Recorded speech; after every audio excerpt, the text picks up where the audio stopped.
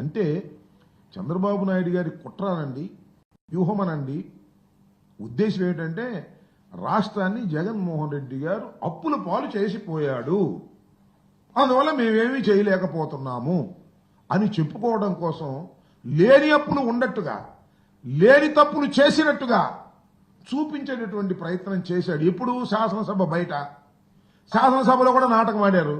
కానీ వాస్తవాలు శాసనసభ సాక్షిగా ఒప్పుకోక తప్పటువంటి పరిస్థితి ఏర్పడింది. ఇలాంటి దుర్మార్గమైనటువంటి తెలివితేటలు చంద్రబాబు నాయుడు గారు ఉపయోగించేటటువంటి కార్యక్రమం చేసినటువంటి వైనాన్ని ఈ శాసనసభ సమావేశాల్లో, శాసన మండలి సమావేశాల్లో చాలా క్లియర్గా అర్థమైపోయిందని ఈ సందర్భంగా నేను చెప్పదలుచుకున్నా.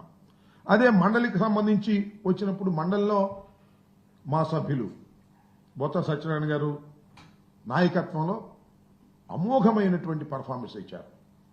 బ్రహ్మాండమైన ప్రశ్నలు అడిగారు, నిలబెట్టారు.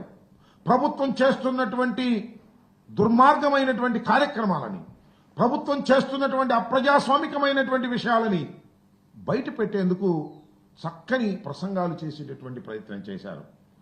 ఉచిత ఇసుక ఎంత దౌర్భాగ్యంగా జరుగుతుందో దాన్ని చాలా వివరంగా కౌన్సిల్లో చెప్పడం జరిగింది. రైతుల సమస్యల మీద, ముఖ్యంగా మిర్చి, నాకు అర్థం కాల, మిర్చి 11,700 ఏదో సంథింగ్ చెప్పారు. ఇంతవరకు నేను మనవి చేస్తున్నా, అక్కడ శాసనసభలో చెప్పారు, చంద్రబాబు నాయుడు గారు బయట చెప్పారు, మిర్చి రైతుల్ని ఆదుకుంటామని కోతలు కోశారు. ఒక్క క్వింటా మిర్చిని కూడా ప్రభుత్వం కొననటువంటి దౌర్భాగ్యమైనటువంటి కార్యక్రమాన్ని ఇవాళ చంద్రబాబు నాయుడు నాయకత్వంలో జరిగిందంటే ఎంత ఆశ్చర్యపోవాలంటున్నా. చంద్రబాబు నాయుడు గారు ముసలి కన్నీరు గార్చారు మిర్చి రైతుల గురించి.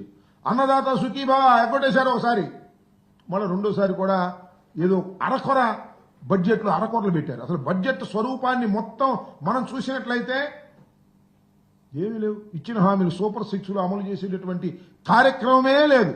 అరకొరగా కొన్ని పెట్టేటటువంటి కార్యక్రమం. అన్నిటికన్నా చిత్రం ఏంటంటే ఈ అప్పులు ఎక్కడ బయటకు వస్తాయని ఓటాన్ అకౌంట్ బడ్జెట్ పెట్టారు, పూర్తి బడ్జెట్ పెట్టుకోకుండా.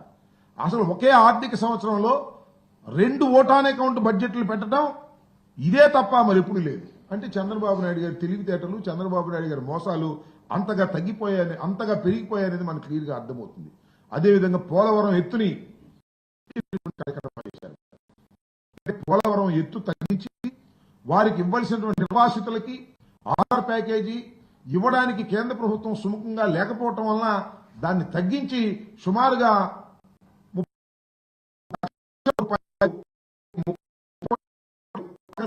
కార్యక్రమం పరిస్థితి ఇవాళ చంద్రబాబు నాయుడు గారి ప్రభుత్వం కేంద్రంతో దాన్ని కూడా బహిర్గతం చేశారు శాసన మండలిలోని మనవి చేస్తున్నా.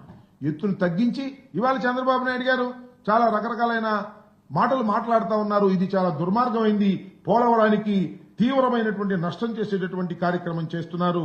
అలాగే లక్షలాది పింఛన్లు తొలగించేటటువంటి బడ్జెట్లో మొత్తం టోటల్గా అంతా అర్థమైపోతుంది, దేనికి ఎంత కేటాయించాలో అర్థమైపోతుంది.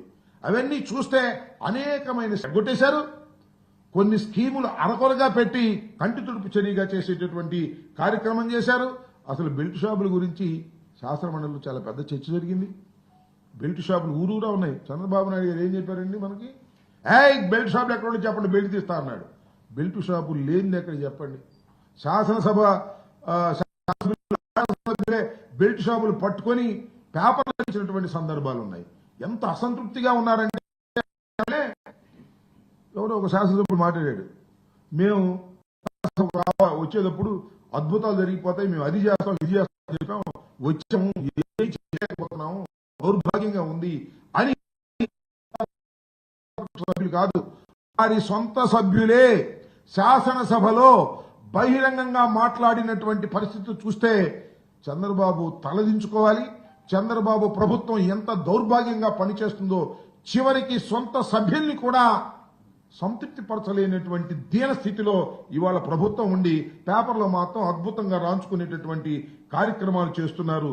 ఏ వాగ్దానాన్ని కూటమి ప్రభుత్వం పరిపూర్ణంగా ఉపయోగించుకోలేనటువంటి పరిస్థితి చేస్తుంది. ఇది చాలా ద్రోహం.